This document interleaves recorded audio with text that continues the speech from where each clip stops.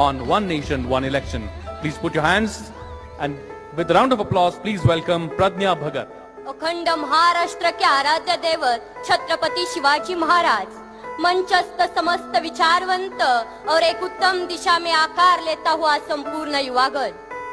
कुछ साल पहले हमारे देश के महान शास्त्रज्ञ और भारत के पूर्व राष्ट्रपति अब्दुल कलाम सर ने एक सपना देखा था कि हमारा भारत देश 2022 तक महासत्ता बनाना है। आज 2019 साल शुरू है। मुझे नहीं पता कि 3 साल में हम महासत्ता बन सकेंगे या नहीं, लेकिन देश में बार बार होने वाले चुनाव, उनकी वजह से बर्बाद होने वाले समय, पैसे और निर्माण होने वाली अस्थिरता की वजह से हमारे देश को महासत्ता बनने में बड़ी रुकावट है, जिसको चाहे तो हम दूर कर सकते हैं एक देश एक चुनाव संकल्पना के माध्यम से। नमस्ते, मैं प्रज्ञा भगत छात्र संसद में युवाओं का प्रतिनिधित्व करते हुए अपनी बात रख रही हूँ। 2009 के लोकसभा चुनाव में चुनाव आयोग द्वारा खर्च हुई रकम थी 1700 करोड़। 2014 के लोकसभा चुनाव में वही खर्च था 4000 करोड़। अनुमान है कि इस बार के चुनाव में यही खर्च बढ़कर 7000 करोड़ से ज्यादा हो सकता है। ये सभी लोकसभा चुनाव के खर्च के आंकड़े हैं। बाकी हमारे देश में विधानसभा चुनाव और कई तरह के चुनाव होते हैं, जिसमें होने वाला सरकारी खर्च लोकसभा चुनाव से कई गुना ज्यादा होगा। अगर ये सभी चुनाव एक साथ हो जाए तो हमारे देश के कई हजार करोड़ रुपए बच जाएंगे।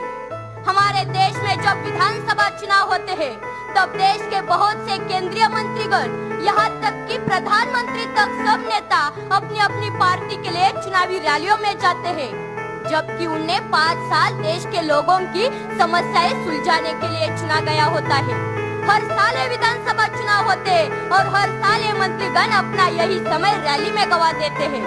अगर एक देश एक चुनाव संकल्पना साकार हो जाए तो बाकी चुनावों के कार्यक्रम विपरीत हो जाएंगे।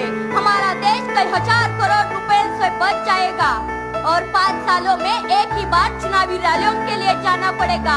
यह एक बहुत बड़ा फायदा हमारे भारत देश के लिए होगा। ना रुकेगा आचार संहिता की वजह से विकास और ना हो जाएगा प्रशासकीय व्यवस्था के ऊपर। बस इस पूरी संकल्पना में मुझे एक दिक्कत दिख रही है। अगर किसी लोकसभा या किसी विधानसभा में कम संख्या बल होने की वजह से कोई सरकार समय से पहले गिर जाती है या खारिज हो जाती है तो ऐसे समय में क्या किया जाए? क्योंकि अगर उस खारिज हुई विधानसभा या पंचायत का चुनाव फिर से किया जाए तो देश के बाकी चुनावों के कार्यक्रम के विपरीत हो जाएगा। अगर इस विषय पर हमारे संविधान में कोई हल बनाया जाए और हमारे कायदे मंडल की ओर से कोई अच्छा नुस्खा निकाला जाए तो बाकी सब काम आसान हो जाएंगे। हमारे देश का बहुत सारा पैसा बच सकेगा। प्रशासकीय व्यवस्था पर हर बार आने वाला प्रेशर भी भारी मात्रा में कम हो जाएगा और हम गर्व से कह सकेंगे, हम होंगे कामयाब, हम होंगे कामयाब एक दिन। मन में है विश्वास, पूरा है विश्वास, हम होंगे कामयाब एक दिन, हम होंगे कामयाब एक दिन। जय हिंद, जय महाराष्ट्र, जय Shivrai. Thank you very much, Pradnya. I request Dr. D.K. Kharath and Dr. Vrishali Kulkarni to join hands and felicitate and congratulate Pradnya Bhagat.